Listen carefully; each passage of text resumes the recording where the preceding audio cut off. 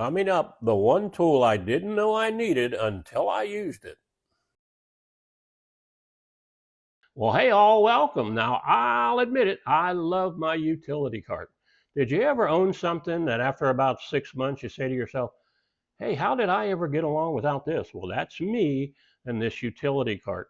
I use it to move everything heavy around the house that I have to move from place to place to bring in firewood, for example. It's got a 500-pound capacity, so there's not too many things I'm going to move around the house that this cart's not going to be able to handle. But I use it to bring in groceries from the car.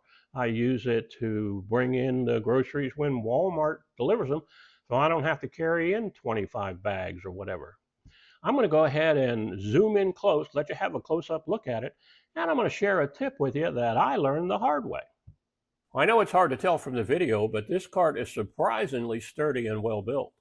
The wheels are clearly heavy duty, which makes sense since the cart is designed to handle up to 550 pounds.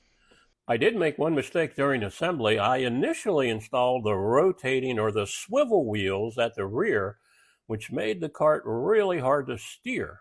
Once I moved them to the front, it became much easier to maneuver, especially when making tight 90-degree turns.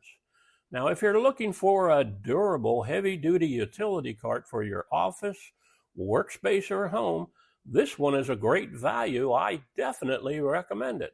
Thanks for watching.